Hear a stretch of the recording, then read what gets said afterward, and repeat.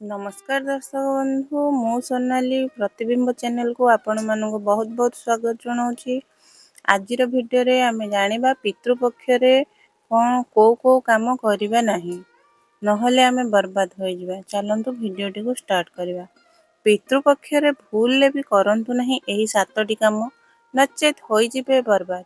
भाद्रव मास शुक्ल पक्षर पूर्णिमा तिथि पितृपक्षर आरंभ होई थाए। आश्विन मासर कृष्ण पक्ष अमावास्या तिथि रे यह समाप्ति होई थाए। ए वर्ष पितृपक्ष सेप्टेम्बर 10 2025 रु आरंभ होई 25 सेप्टेम्बर 2025 रे शेष हब। पितृपक्ष रे पितृंग आत्मार शांति पई श्राद्ध तथा पिंडदान दिया जाए। गरुड़ पुराण अनुसार पितृलोक स्वर्गरु पृथ्वी को निज परिजनों सहित साक्षात करने को आसंती। एपरि कुहाଯାଏ जे ଯେଉଁ ବ୍ୟକ୍ତି ନିଜ ପିତୃଦେବଙ୍କ ଶ୍ରାଦ୍ଧ ଦିଏ ନାହିଁ ତାକୁ ପିତୃଦୋଷର ସାମ୍ନା କରିବାକୁ ପଡ଼ିଥାଏ। ଏହାଦ୍ୱାରା ଜୀବନରେ ଅନେକ ସମସ୍ୟା ଦେଖା ଦେଇଥାଏ। ପିତୃରୁଷ୍ଟ ହେବା କାରଣରୁ ବ୍ୟକ୍ତି ସମାଜରେ ମାନ ସମ୍ମାନ ହରାଇଥାଏ। ଧୀରେ ଧୀରେ ତାର ପତନ ହେବାରେ ଲାଗିଥାଏ ଏବଂ ପୂର୍ବଜଙ୍କ ଠାରୁ ପ୍ରାପ୍ତ ହୋଇଥିବା ସମ୍ପତ୍ତି ମଧ୍ୟ ଧୀରେ ଧୀରେ ନଷ୍ଟ ହୋଇଯାଏ। ପିତୃଦୋଷ କାରଣରୁ ମନୁଷ୍ୟକୁ ଆର୍ଥିକ ସମସ୍ୟାରେ ପୀଡ଼ିତ ହେବାକୁ ପଡ଼ିଥାଏ। ପିତୃପକ୍ଷରେ ତାଙ୍କ ଆତ୍ମାକୁ ସନ୍ତୁଷ୍ଟ କରି ତାଙ୍କ ଆଶୀର୍ବାଦ ପ୍ରାପ୍ତ କରିବା ଉଚିତ। ଗରୁଡ଼ ପୁରାଣରେ କୁହାଯାଇଛି ଯେ ମନୁଷ୍ୟକୁ ସବୁ ସମସ୍ୟାରୁ ତାଙ୍କର ପୂର୍ବଜମାନେ ହିଁ ରକ୍ଷା କରିଥାନ୍ତି। ଆଗାମୀ ସମସ୍ୟା ସମ୍ବନ୍ଧରେ ପିତୃମାନେ ହିଁ ସଂକେତ ଦେଇଥାନ୍ତି। ତେଣୁ ସେହି ସଂକେତକୁ ଜାଣିପାରିବା ନିତାନ୍ତ ଆବଶ୍ୟକ ଅଟେ।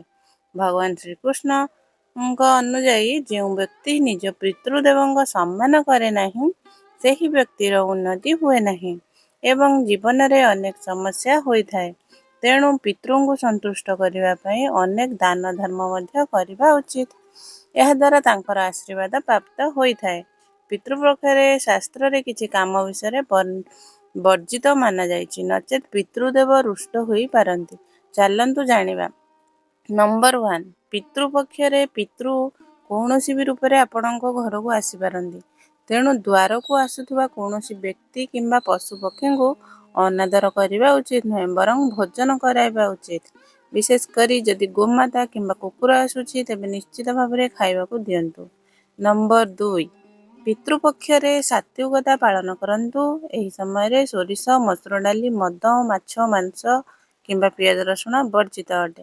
ତେଣୁ ଏହି ଜିନିଷ ଭୁଲରେ ବି ସେବନ କରନ୍ତୁ ନାହିଁ ନଚେତ୍ ଏହା ପିତୃଦୋଷର କାରଣ ହେବ। ନମ୍ବର 3 କୌଣସି ତୀର୍ଥ ସ୍ଥାନରେ ପିତୃଙ୍କ ନିମନ୍ତେ ତର୍ପଣ କରିବାର ଅନେକ ମହତ୍ତ୍ୱ ରହିଛି।